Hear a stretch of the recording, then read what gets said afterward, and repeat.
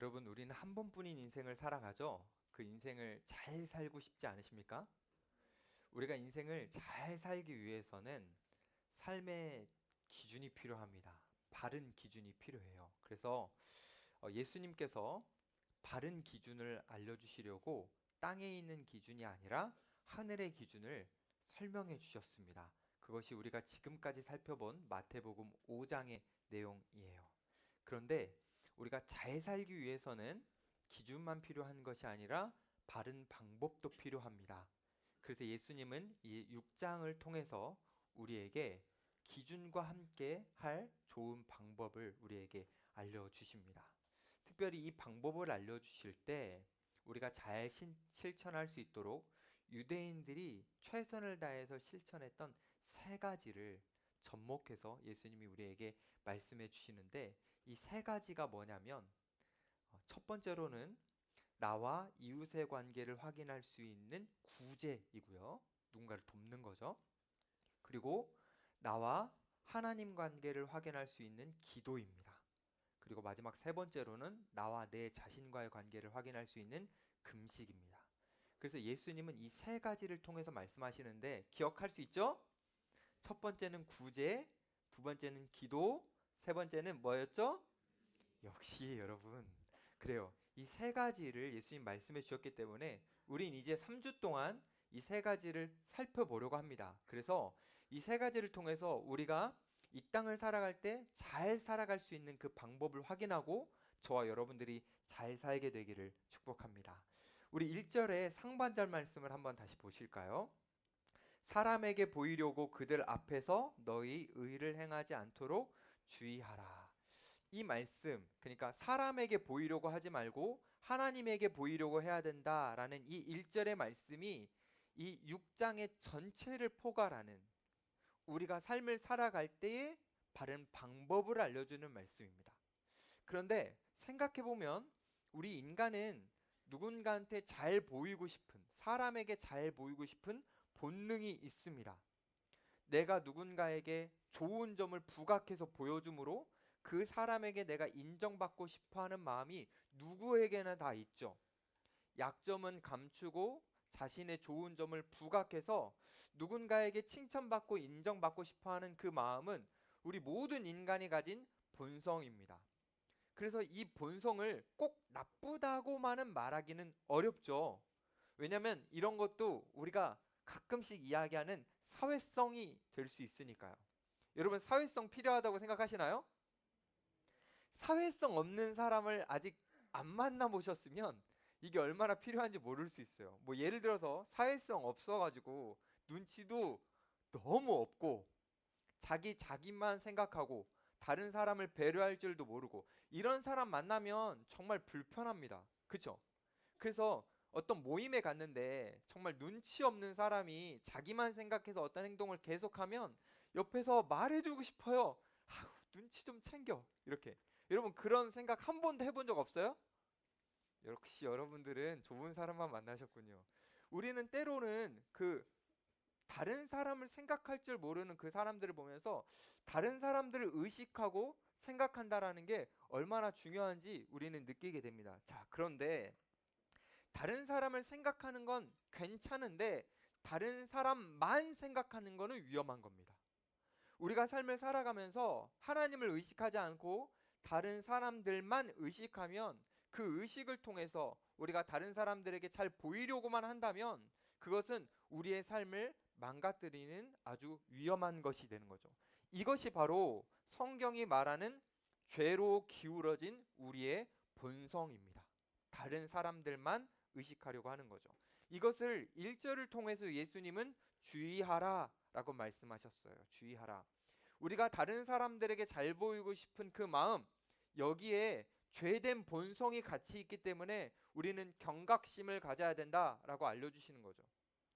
이걸 이렇게 한번 생각해 볼게요. 우리가 선한 일을 하려고 하는데 선한 방법으로 하지 않으면 선한 일 자체가 선한 것이 되지 않을 수 있다라고 예수님 말씀하시는 거예요.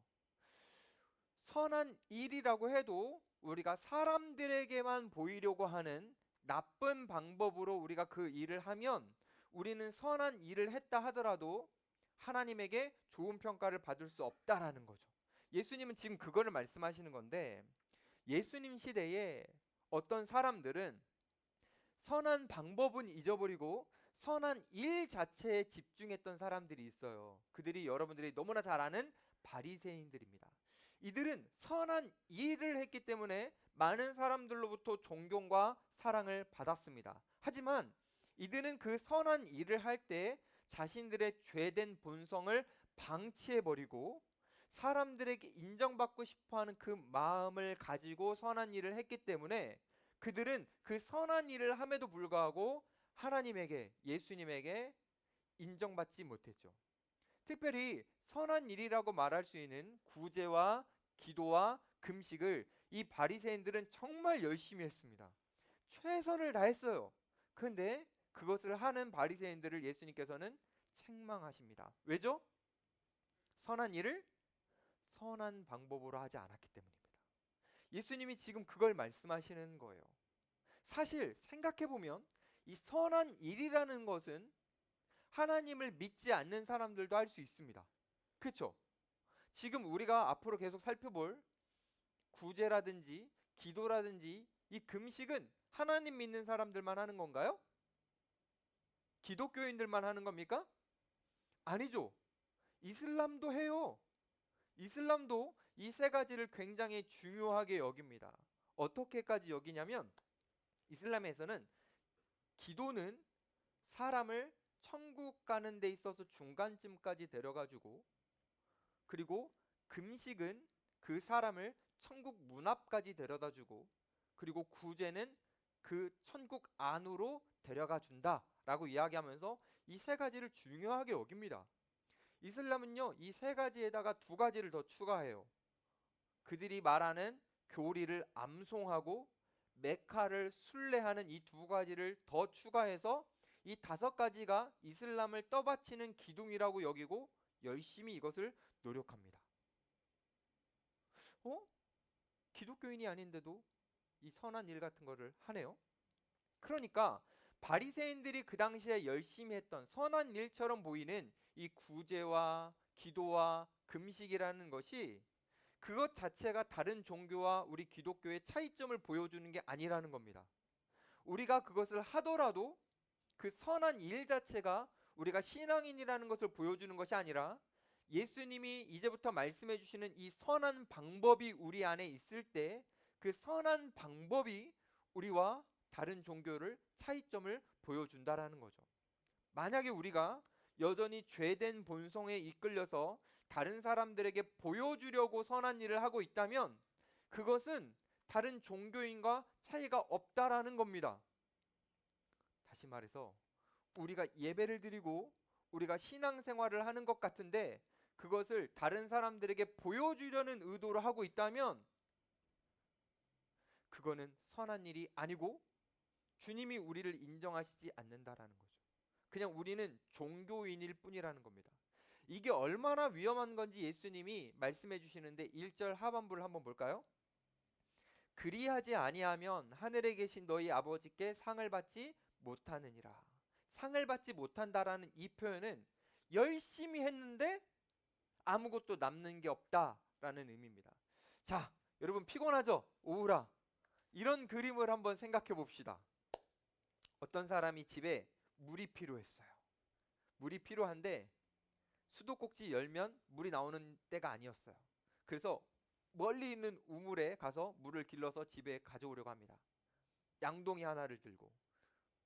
그래서 이제 우물에 가요. 우물에 가가지고 물을 열심히 기릅니다. 그래서 물동에다가 물을 가득 퍼요. 그리고 물을 가득 퍼서 이거를 신나가지고 집에 막 뛰어옵니다. 물을 가지고 이제 뛰어와요. 근데 이 사람만 몰랐어. 뛰어오는 동안 물이 계속 흐르고 있다라는 거.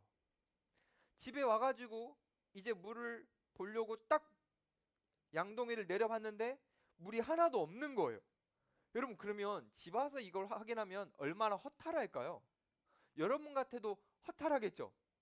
물이 필요했는데 물을 못 갖고 왔잖아요. 그러니까 이 사람이 우물에 가서 그 우물을 얼마나 열심히 길었는지는 의미가 없어요. 그렇죠? 집에 물을 갖고 오기 위해서 얼마나 열심히 빠르게 뛰었는지 이것도 의미가 없죠. 물이 집에 와야만 의미가 있는 거잖아요. 마찬가지로 우리가 선한 일을 한다고 해도 선한 방법이 아니라면 우리는 그 선한 일을 하고 난 후에 허무해지는 거예요. 허탈해지는 겁니다. 물동이를 이고 오려면 뛰지 않고 살살살살 오든지 아니면 어떻게 해야 됩니까? 뚜껑을 덮어야죠. 물이 새지 않도록. 이걸 우리로 적용하면 죄된 본성이 우리 안에서 활개치려고 할 때 이걸 우리가 꾹 누르고 막아서 이 죄된 본성이 우리 안에서 활개치지 않아야, 사람들에게 보여주려는 그 욕구를 충족시키지 않아야 우리의 인생은 허무하지 않고 허탈하지 않게 되는 겁니다. 그래서 우리는 인생을 살아가면서 계속 자신에게 질문해 봐야 되는 거예요. 나는 지금 누구를 향해서 보여주려고 신앙생활하고 있지? 나는 지금 이 찬양을 누구에게 하고 있지? 나는 지금 이 기도를 누구에게 하고 있지? 나는 이 봉사를 누구를 위해서 하고 있지? 내 만족인가? 나를 위해선가? 다른 사람을 위해선가? 정말 하나님을 위해선가? 내가 사람들에게 칭찬받으려고 이걸 노력하고 있는가? 아니면 정말 하나님에게 인정받으려고 하고 있는가? 이것을 계속 확인하고 질문해야 됩니다. 우리는 하나님을 의식하지 않고 하나님을 주목하지 않고 하나님을 집중하지 않으면, 만약에 하나님이 우리와 함께 하시다라는 것을 의식하지 않고 놓치면 우리도 잘못된 방법으로 살아가게 되면서 결국 우리의 인생도 허무하게 되는 겁니다. 허탈하게 되는 거예요. 예수님 시대 바리새인들이 그랬거든요. 하나님을 의식하지 않았기 때문에 외식했습니다. 여러분, 이 외식이 뭔지 알죠? 밖에 나가서 맛있는 거 먹는 거 외식이죠. 근데 성경이 말하는 이 외식은 그 외식이 아니죠. 이것은 위선적으로 행동하다라는 의미입니다. 그러니까 바리새인들은 내가 얼마나 경건한지 보여주기 위해서, 내가 얼마나 괜찮은 사람인지를 다른 사람들에게 보여주기 위해서 그래서 구제하고 기도하고 금식했다라는 거죠. 이들이 얼마나 이 구제에 열심을 했냐면 정기적으로 구제하는 날을 만들어 가지고 최선을 다해서 가난한 사람들을 도왔습니다. 사실 생각해 보면 바리새인들이 했던 이 구제는 하나님의 명령이었어요. 하나님은 이스라엘 백성들에게, 하나님의 백성들에게 가난한 사람을 도우라고 명령하셨어요. 하나님은 하나님의 백성들이 가난하고 병들고 억눌려 있고 힘겨운 그 사람들을 외면하지 않고 마음을 열고 물질을 나눠서 그들을 돕도록 하나님께서 명령하셨습니다. 실제로 우리가 구약 성경을 읽어보면 하나님이 이 구제의 진심이라는 것을 우리는 확인할 수 있어요. 신명기, 레위기 너무나 많이 등장하는데 일단 먼저 레위기 19장을 보면 하나님께서 하나님의 백성들이 추수를 할 때, 곡식이 다 자라서 추수를 할 때 밭 모퉁이 쪽은 거두지 말라고 하셨어요. 그래서 어려운 사람들이 와가지고 스스로 그것을 거두고 먹을 수 있도록 하셨습니다. 하나님은 다 걷어서 가난한 사람들에게 조금 나눠주라 라고 하시지 않았어요. 왜냐하면 불편할 수 있잖아요. 받는 사람들이 부끄러울 수 있잖아요. 그래서 그 연약한 자들을 배려해 주셔서 직접 그들이 와서 거두고 먹을 수 있도록, 얻을 수 있도록 하셨습니다. 하나님은 구제의 진심이셨어요. 또 하나 신명기 15장에 보면 하나님이 구제의 진심을 좀 보여주시는데, 하나님은 하나님의 백성들이 손을 펴서 어려운 자들을 도우라 라고 말씀해 주셨습니다. 세상은 하나님을 믿지 않은 사람들이 너무 많아서 그들의 죄된 본성들이 막 활개쳐가지고 세상 속에 이기심이 막 확장되고 있을 때, 하나님은 하나님의 백성들이 자비를 베풀어서 그 자비심이 이기심을 이기도록, 세상 가운데 이기심만 확장되는 것이 아니라 하나님의 자비가 확장되도록 하나님은 그렇게 명령을 하셨죠. 그래서 여러분들은 구제하고 있습니까? 어려운 사람들을 향해 마음을 가지고 그들을 도우려고 하고 있습니까? 하나님이 이 구제에 대해서 구약 성경에서 말씀하실 때 그것과 연결해서 이렇게도 말씀하셨어요. 내가 거룩하니 너희도 거룩해라. 구제하는 것은 하나님을 닮은 거룩이다라는 거예요. 우리가 하나님의 마음을 담고 그 자비로우신 하나님처럼 우리가 자비를 사람들에게 베풀 때 자비하신 하나님을 따라하는 멋진 거라는 거죠. 그래서 하나님의 백성이라면 당연히 사랑과 자비를 가지고 다른 사람들을 구제해야 된다라는 거예요.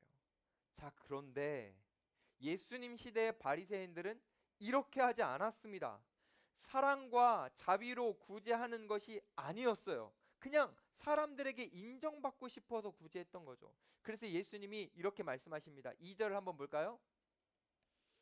그러므로 구제할 때에 외식하는 자가 사람에게서 영광을 받으려고 회당과 거리에서 하는 것 같이 너희 앞에 나팔을 불지 말라. 진실로 너희에게 이르노니 그들은 자기 상을 이미 받았느니라.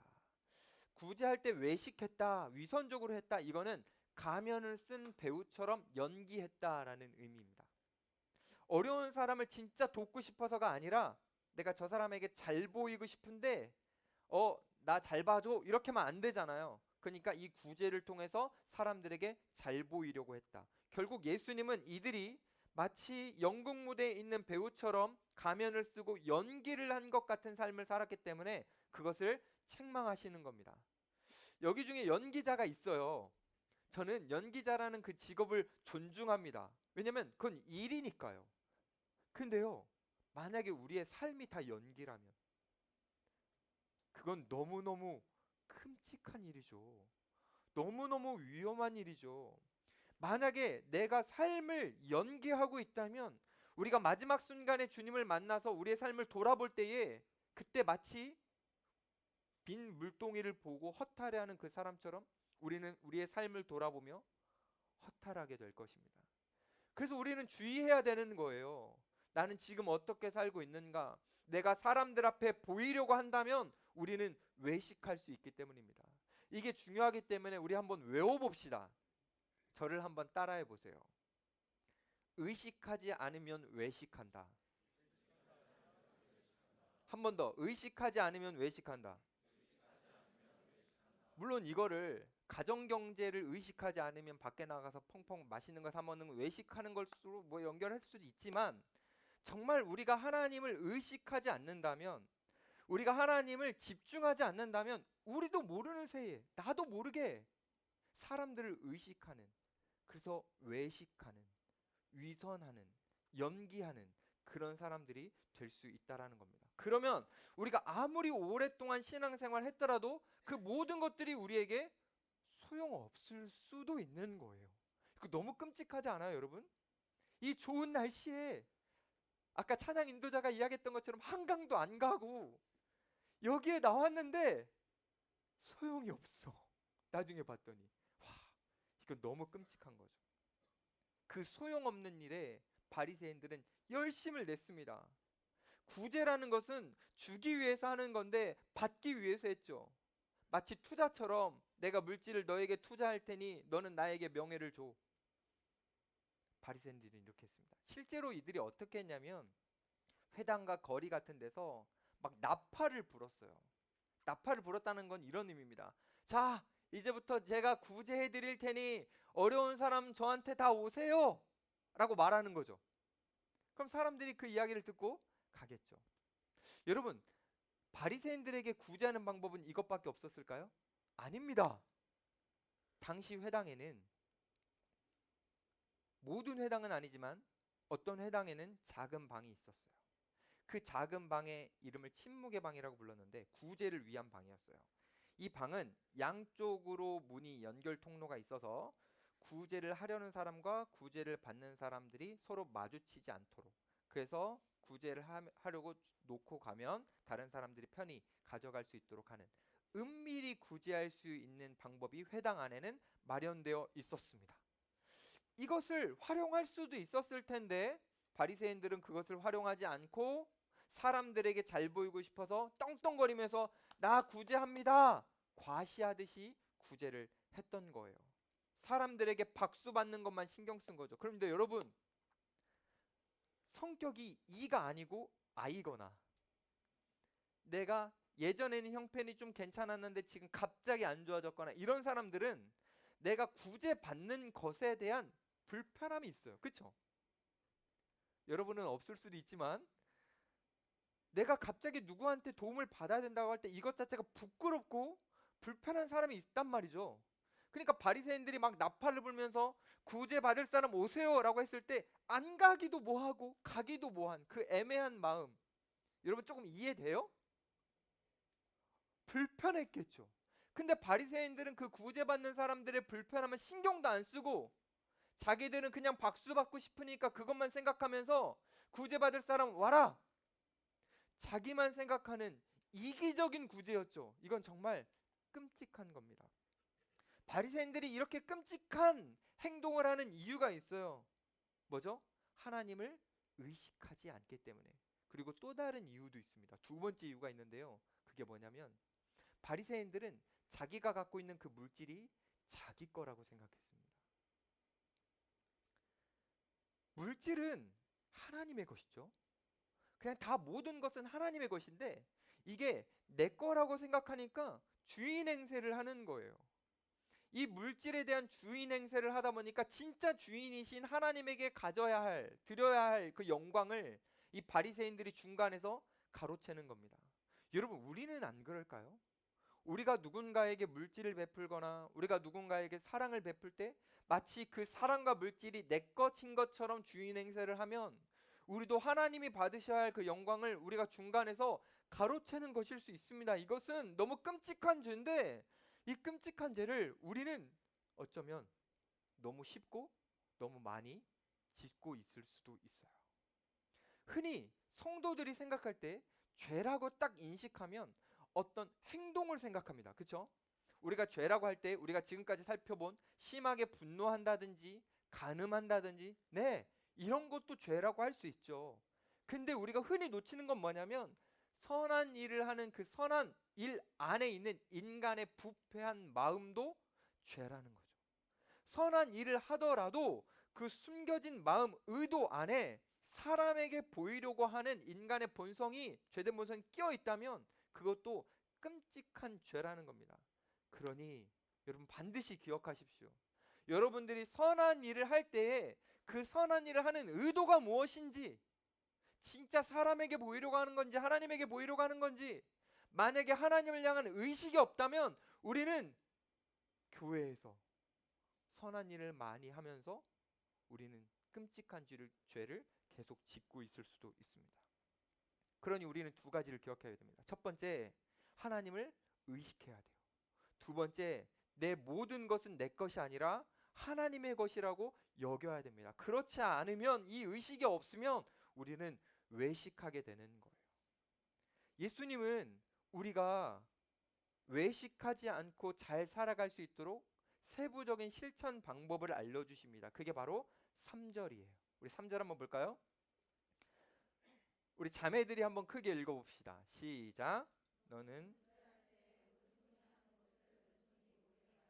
네, 이거 많이 들어봤던 말씀이죠. 오른손이 하는 것을 왼손이 모르게 하라. 이게 어떤 의미일까? 일단 표면적으로만 보면 내가 구제하는 것을 다른 사람이 모르게 하라, 이런 의미일 수도 있을 것 같아요. 근데 조금 더 깊게 생각해 보면 이 말씀은 내가 구제할 때 나도 모르게 하라라는 겁니다.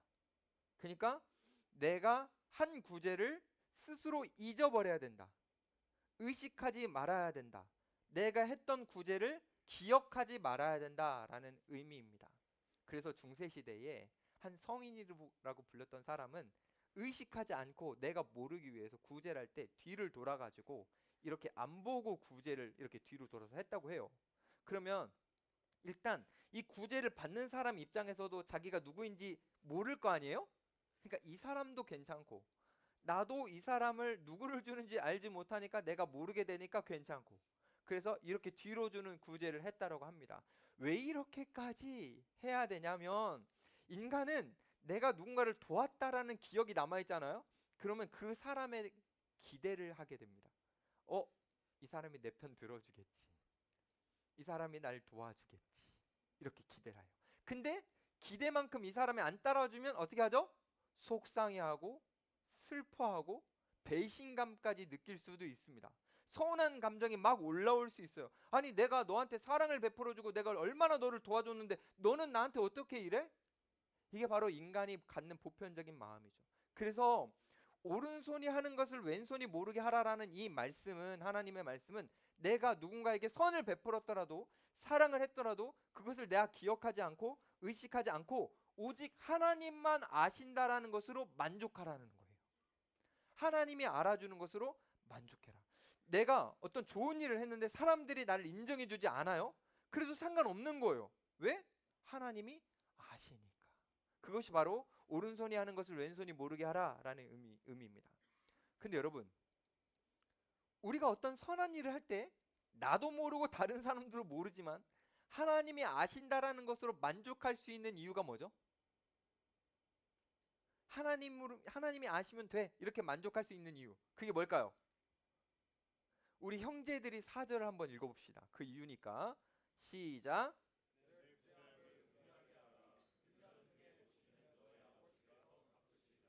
하나님이 기억해 주신대요. 잊지 않으신대요. 그리고 갚아 주신대요. 여기서 중요한 법칙이 있어요. 이거는 이제 여러분들 잊지 마세요. 맨날 잊지 말라고 하는 거 많죠. 이거는 정말 잊지 마세요. 뭐냐면 내가 기억하면 하나님은 기억하지 않으신다. 내가 기억하지 않으면 하나님은 기억하신다. 이 법칙이에요. 이 법칙을 여러분 잊지 마십시오. 이것은요, 요 본문에만 나오는 게 아니라 마태복음 25장에 보면 예수님께서 마지막 때에 재림하셔서 심판하시는 장면을 묘사하시면서 이게 연결되어 등장을 합니다. 예수님이 재림하실 때 구원받는 성도와 그렇지 않은 사람들을 염소와 양으로 구분하시면서 비유로 말씀해 주시는데, 그 내용을 제가 오늘 본문에 맞춰서 조금 각색해서 조금 말씀드려 볼게요. 예수님께서 오셔서 구원받지 못하는 사람들을 향해서 이렇게 말씀하세요. 야, 너희들은 구제하지도 않았다? 이렇게 말씀하세요. 그랬더니 구원받지 못하는 그 사람들이 이렇게 말합니다. 아니에요, 예수님. 저희 구제했어요. 지난 8월 달에 구제한 거 예수님 모르십니까? 라고 예수님께 말해요. 그럼 예수님이 이렇게 말했어요. 몰라. 왜 모른다고 하실까요? 잘못된 방법으로 구제했으니까요.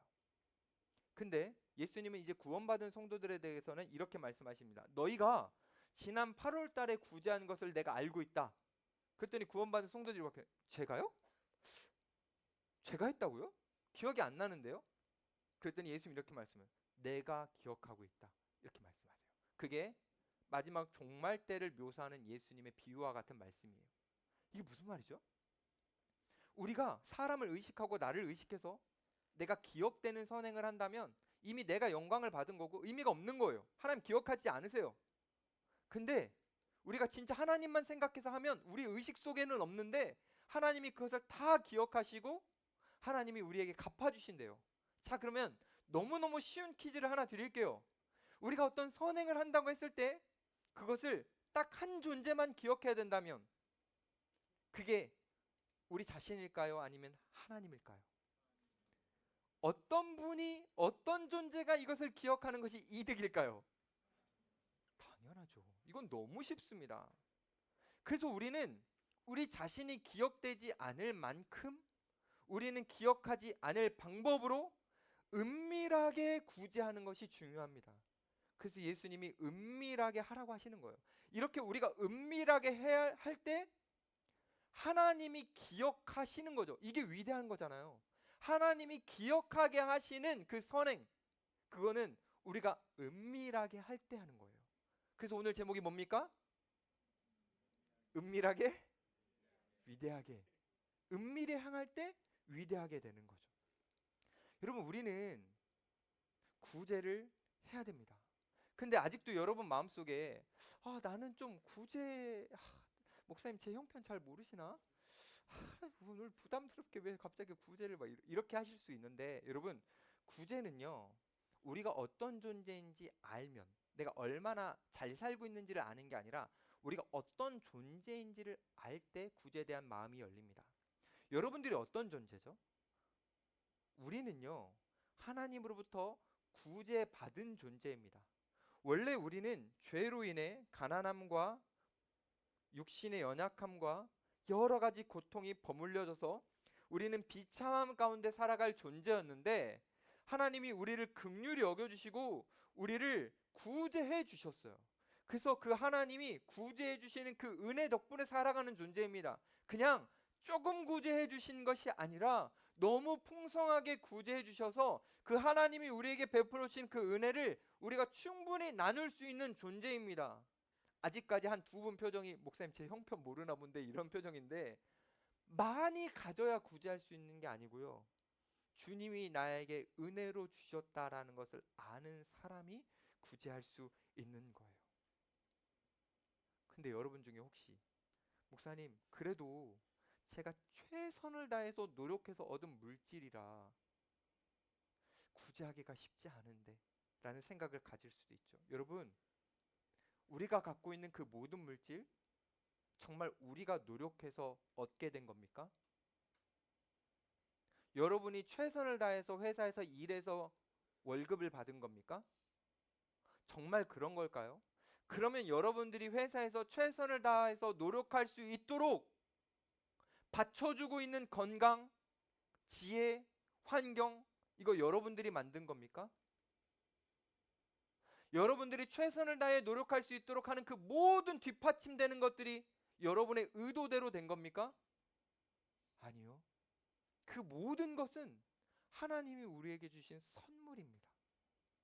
그러니 우리가 그 선물 속에서 노력하고 있다는 그 노력이 보여야 되는 것이 아니라 그 선물 자체가 보여야 되는 것이죠. 아, 진짜 하나님의 은혜 안에서 내가 머물고 있구나. 그 은혜로 내가 살고 있구나. 내가 갖고 누리고 있는 이 모든 것들은 내 것이 아니라 사실 하나님의 것이구나. 우리는 그것을 인식해야 되는 겁니다. 만약에 지금 하나님이 여러분들에게 베풀어 주신 그 은혜를 거두신다면 여러분들이 회사 가서 일을 할 수 있을 거라 생각해요. 저는 예전에 떵떵거리면서 살다가 하나님이 한번 탁 치시자 그때부터 몸부터 시작해서 모든 게 망가지는 사람들을 봤어요. 여러분들이 지금 이렇게 살고 있는 이유가 여러분들의 노력 때문이라고 여전히 생각하십니까? 아니요. 지금이라도 하나님이 은혜 베풀어 주시는 것을 중단한다면 우리들이 꽉 모래를 쥐었을 때 손에서 다 빠져나가는 것처럼 우리가 쥐고 있는 그 모든 것들은 순식간에 사라질 것들입니다. 우리께 아무것도 아니죠. 근데 너무 감사하게도 하나님은 지금 여러분들에게 은혜를 베풀어 주시고 그 자비하심으로 여러분들에게 풍족히 주세요. 그 주시는 이유는 여러분들이 그것을 혼자 즐기라고 주시는 것이 아니라 이웃과 함께 즐기라고 주시는 겁니다. 여러분들이 그걸 누리지 말라고 말씀드리는 것이 아니라 여러분들이 누릴 때 옆에 힘든 지체들, 옆에 힘든 사람들을 한번 돌아보고 그들을 향해서 나눌 수 있도록 하나님이 우리에게 풍성하게 주시는 거예요. 그러니 우리는 그 하나님의 은혜를 누군가에게 나눌 때 절대 생색낼 수도 없는 거고, 우리는 나눌 수 없다라고 인색하게 살 수도 없는 겁니다. 만약 여전히 이건 내 거야 라고 하면서 꽉 쥐고 누군가에게 베풀 수 없다라고 생각해서 놓지 않는다면 제가 명확하게 말씀드릴게요. 그 사람은 신앙인 아닙니다. 그 사람은 그냥 종교인이에요. 신앙인은 하나님을 따르는 거예요. 하나님의 마음으로 살아가는 거예요. 하나님을 향해 살아가는 거예요. 그 사람은 꽉 쥐지 않아요. 하나님을 믿기 때문이에요. 내가 다른 사람들에게 베풀고 나누고 또 베풀어도 하나님께서 여전히 나를 풍족하게 채워주실 것을 믿기 때문에, 그래서 모으려고만 하지 않고 때로는 나누려고도 하는 그 사람이 종교인이 아니라 신앙인인 겁니다. 근데 놀라운 것, 우리가 하나님께서 주셨던 것은 내 것도 아니지만 정말 그것을 하나님을 생각하는 마음으로 기쁨으로 그것을 사람들에게 나눌 때 하나님은 하나님 것을 우리가 나눔에도 불구하고 그것을 기쁘게 여기셔서 우리에게 상을 베풀어 주신다고 합니다. 자, 퀴즈 한 번 더 내볼게요. 여기서 하나님이 말씀하시는 상이란 뭘까요? 우리가 구제할 때 주어지는 상, 이게 뭘까요? 여러분 맞춰보실 분 손 들어봅시다. 한 분이 지금 이렇게 하다가 머리 맞았는데 말할까 하다가 좀 부끄러울 수도 있고. 이 하나님이 주시는 상이 뭘까요? 이게 너무 오랜 기간 오해가 많았어요. 구제할 때 베풀어 주신 이 상을 우리가 이 땅 가운데서 잘 먹고 잘 살게 되는 것으로 여겼습니다. 그런 거 절대 아니에요. 만약에 여러분 우리가 구제를 하면 그 구제를 하나님이 기쁘게 여기셔서 우리를 잘 먹고 잘 살게 해주시면 우리 어떤 일이 일어나는 줄 아세요? 그 구제를 또 이용하게 돼요. 내가 잘 먹고 잘 살기 위한 구제가 돼버리잖아요. 그런 거 아니에요. 하나님이 우리에게 주시는 상은 세상에서 잘 먹고 잘 사는 세상의 것을 얻는 것이 아니라 하나님 자체를 우리가 얻는 거예요. 그분을 얻는 게 우리가 바로 누리는 상입니다. 무슨 말이냐면 우리가 하나님이 주신 것을 너무 감사해서 주변에 막 은밀하게 나눌 때 우리를 향해 계속해서 은밀하게 베풀어 주시는 하나님의 은혜를 더 위대한 것처럼 느낄 수 있어요. 그 하나님을 더 경험하게 되는 거죠. 다르게 표현해 볼게요. 내 것을 나누고 또 나눴는데 여전히 하나님은 나를 사랑하셔서 나를 채워주시고 계속 채워주시는 그 하나님의 은혜가 예전에는 은혜처럼 안 느껴졌는데 내가 구제하면 구제할수록 하나님이 나를 베풀어 주시는 게 더 은혜처럼 느껴져서 하나님을 더 위대한 분으로 경험하게 되는 겁니다. 그 하나님과 친밀해지고 하나님을 경험하는 이것이 바로 하나님이 우리에게 베풀어 주시는 상이에요. 근데 놀라운 거 하나만 더 말씀드릴게요. 이 하나님의 상, 하나님을 경험하는 위대하신 하나님을 경험하는 이 상은요, 우리가 누군가를 구제할 때 우리만 받는 게 아니에요. 이 구제 받는 사람도 위대하신 하나님을 경험하게 됩니다. 무슨 말이냐면 우리가 은밀하게 할 때 위대하신 하나님은 구제를 하는 우리만이 아니라 구제 받는 사람도 느끼게 된다라는 거죠. 예를 한번 들어볼게요. 제가 어렸을 때 형편이 어려웠던 적이 있어요. 우리 부모님 목회하시는데 초창기 되게 어려웠습니다. 그래서 이제 굶을 수 있는 상황이었어요. 다른 교회 지원을 안 받겠다고 결정을 해가지고 시골에서. 근데 우리 부모님이 이제 목회를 하시면서 기도를 하신 거예요. 하나님 굶지 않도록 해주세요. 맛있는 거 먹지는 않더라도 쌀만큼은 먹게 해주세요. 이렇게 기도를 한 거예요. 근데 살아가다 보면 쌀이 떨어지게 되잖아요. 진짜 희한한 게 뭐냐면 쌀이 딱 떨어지는 그 타이밍에 누군가 몰래 우리 집 앞에 쌀을 딱 놓고 가요. 누군지를 몰라요. 그 사람은 그냥 은밀한 구제예요. 그쵸?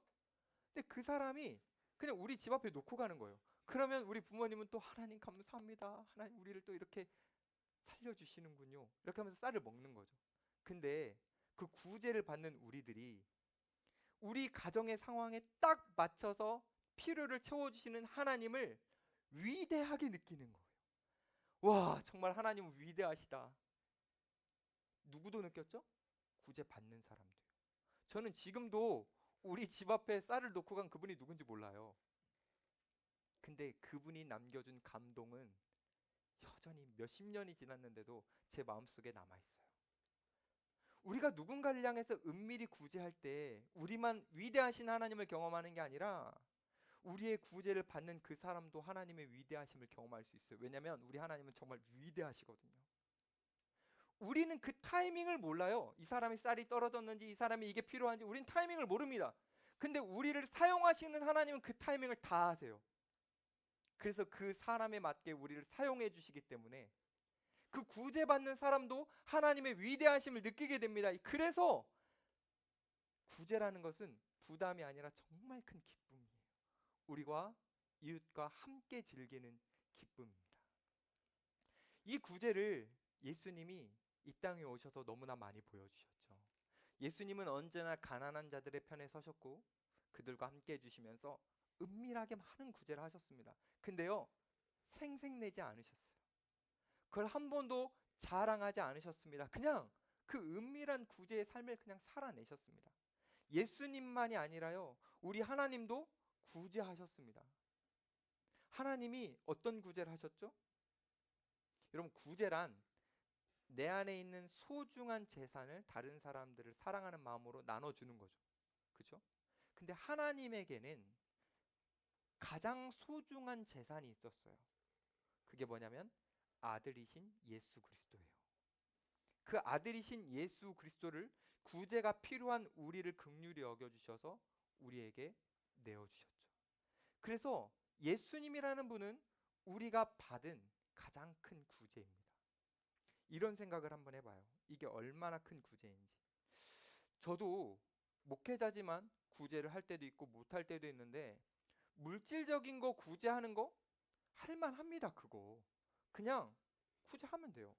근데 제가 조금 어려워하는 구제가 있어요. 그게 뭐냐면 시간. 전 시간이 정말 소중하거든요. 근데 이 시간을 누군가한테 막 내어준다라는 거는 조금 어려운데 그것도 해볼 만해요. 근데 제가 절대 내어줄 수 없는 재산이 있어요. 그게 뭐냐면 저기 뒤에서 그림 그리고 있는 아들과 딸이에요. 이 재산은 저에게 가장 큰, 가장 소중한 재산이라 누군가 이 재산을 달라고 하더라도 저는 줄 수가 없어요. 그 구제는 할 수가 없어요. 왜냐하면 저에게 너무너무 소중하기 때문이죠. 근데 우리 하나님은 영원 전부터 누리셨던 그 사랑의 관계를 포기하실 만큼 우리를 향한 구제의 마음이 크셔서 우리에게 아들을 내어주셨죠. 그 아들이 이 땅에 오시고 인간의 모습으로 오셔서 십자가에서 달려 죽으셨다라는 것은 우리 인간이 받을 수 있는 최고의 구제를 하나님으로부터 받은 겁니다. 이 구제를 하나님으로부터 받은 우리가 어찌 구제를 안 하겠다고 인색하고 생색내면서 살 수 있겠어요? 구제 조금 하면서 사람들에게 이거 어떻게든 보여주려고, 사람들에게 인정받으려고 어떻게 우리가 이렇게 살 수 있겠냐는 거죠. 하나님으로부터 이 구제를 받은 우리들이 어찌 하나님을 의식하지 않고 사람만 의식하면서 죄된 본성을 열어놓고 거기에 빠져서 살아갈 수 있겠냐라는 거죠. 저와 여러분 모두는 하나님을 따라 은밀한 구제로 위대하신 하나님을 경험하면서 살아가야 할 존재입니다. 이 땅에 너무나 이기적인 많은 사람들이 있지만 우리가 빛과 소금처럼 그 이기적인 세상에 하나하나 침투되어 이기적인 세상 속에서 하나님의 자비하심을 선포하고 선언하고 보여주고 드러내는 그런 존재가 바로 저와 여러분들입니다. 예수님이 우리를 향해서 이렇게 말씀하세요. 사랑하는 자들아, 이 세상에는 죄된 본성을 따라 살아가는 사람들이 너무나 많다. 물질적 욕심의 마음을 완전히 빼앗겨서 가난한 자들을 외면하는 이기적인 사람들이 너무나 많다. 그러니 너희가 이 이기심이 펼쳐지고 있는 이 세상 속에서 너희가 하나님의 자비하심을 보여줘라. 너희는 그 자비를 통해서 사람들에게 하나님이 얼마나 좋으신 분인지를 보여줄 수 있는 존재들이다. 왜냐? 너희들은 지금도 그 하나님의 구제 속에 있기 때문이다. 너희들은 은혜 안에 있기 때문이다. 사랑하는 여러분, 여러분이 어떤 존재인지를 실력을 통해서 보여주시는 것이 아니라 선한 일 자체를 통해서만 보여주시는 것이 아니라 그 선한 일을 하는 여러분의 동기와 이유를 통해서 보여주십시오. 여러분들이 믿는 그 주님이 얼마나 사랑이 많으신지, 얼마나 자비심이 크신지, 은혜가 얼마나 풍성하신지 여러분들을 통해서 보여주십시오. 그래서 여러분들이 거하는 곳곳마다 주의 자비심이 확장되는 천국과 같은 곳이 되기를 축복하고, 특별히 여러분들이 은밀히 구제를 행할 때 여러분들만 하나님의 위대하심을 느끼는 것이 아니라 여러분 옆에 있는 주변의 사람들이 하나님의 위대하심 안에 들어올 수 있기를 간절히 축복합니다.